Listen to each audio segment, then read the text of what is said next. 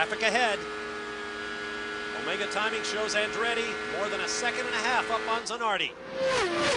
It's the bright yellow Lola of Arndt Meyer just ahead.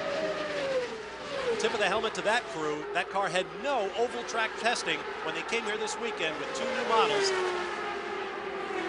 Lola trying to get back. Now see what's happened with Arndt Meyer. He held up Zanardi, and look at this. Greg Moore making a dive down the inside.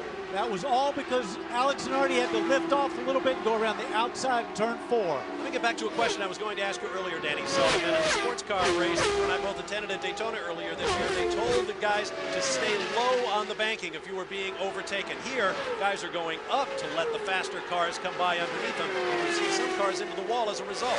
Well, they let him go by on the inside going into the corner, but you saw right there he stayed down on the outside. The problem is Alex Zanardi has to back off a little bit just to get around him. He just can't hold the throttle down. It's a little bit too slippery out in that area. He breathes it just enough to allow Greg Moore to slingshot off a turn 4 and pass him down the front straight. Moore's gained a little bit. Watch Moore. He got 3 laps to go. Moore's gaining.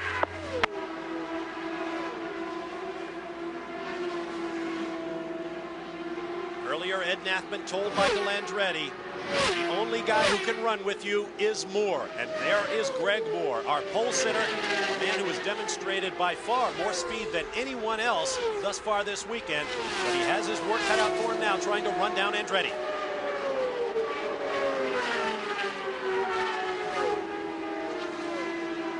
Two to go. Traffic ahead for Michael Andretti. That's Jimmy Vasser directly ahead.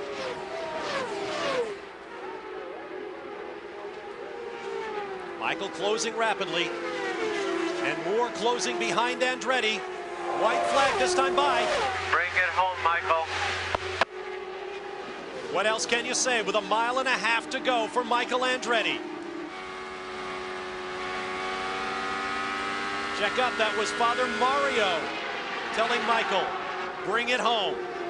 There is Moore, who is right there working traffic. Moore absolutely flying through 3 and 4. They'll come off the turn, nose to tail. Greg Moore looking for a way by. He's within a car length, but he won't get it done. Michael Andretti comes through. Very good. Very good. What a finish. Greg Moore gave it all. He played the traffic just perfectly. He just came up just short. Very good, Michael. Very good. Made it close. And a chuckle. Really conservative the last 2 laps. Yeah, did you hear his voice breaking there? He almost played it too conservatively. Well, Michael, it was 12 months before you came back to victory lane, but you came back and you knew right where to go. But, boy, he ran the string awfully tight there in the last lap. Yeah, I really played it conservative the last 2 laps and almost backfired. But, you know, we pretty much had it under control, but I was just maybe a little too careful there and almost caught me. But we made it, and I'm very happy. Now tell me, how nervous did you get in those last couple of laps, because that blue car right behind Greg Moore was flying? Yeah, I'm still shaking, actually. And I said, Michael, did you have to make it that exciting? He said, well, he says, I was a little bit too conservative on that last lap. I realized that, but, you know, he usually knows how to handle a lead, actually. So, but it was exciting. As a man. Gary, let's tell you about the driver of that blue car that gave Michael Andretti and his dad a lot of fits the last 2 laps. Greg Moore, that was exciting. Yeah, it was. I think if we'd have got the white flag when we got the checkered there, I think I would have had him into 1. But you know, it's a good job for my guys. You know, they worked awfully hard when we had that air jack failure to you know, to put us right back up into the top 3 with pit stops. Was a good job. Yeah, let's talk about that. You know, it looked like you had everything all together. That first pit stop, the failure with the onboard jacking system, and then you come back and you battle your way back. Listening to the radio back and forth, it was almost as if, not that you were resigned that you couldn't win, but this was a chance for your team to show that you had the patience necessary to win a championship. Well, that's just it. I mean, I almost had Michael there through 3 and 4 that last lap, but you know, it's better to finish second than not finish at all. But you know, realistically, I think where we were, we had a shot at winning the race if we hadn't had that air jack failure. But you know, second, still a pretty good job for everybody in the players' team. Always. Well, we're with Alex Zanardi now, Jack, the man who is the defending champion. You find yourself on the podium. Quite a tussle there to get that 3rd spot. Greg Moore was loaded in those last few laps, wasn't he? Well, Greg obviously was really fast, but I think we had the car not simply to hold Greg behind, but maybe to win. The problem is that we choose to set up the car in a way that would perform very well in the long run, and we just had too many interruptions towards the end, and so the tire kept getting cool, and Michael was just flying on every restart. So.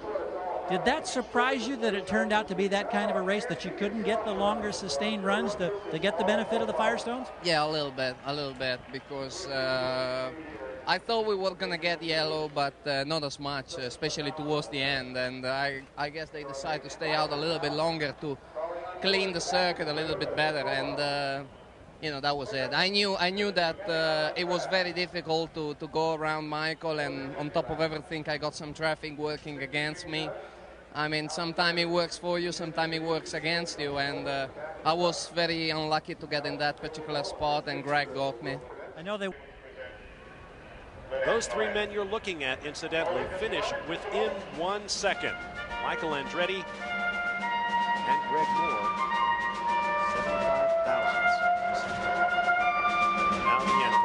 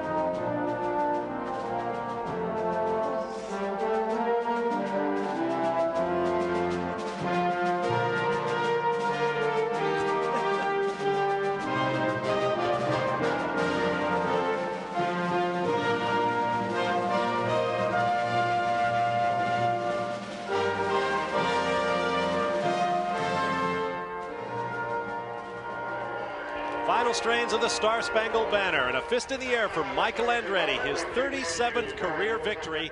Right now, let's go to...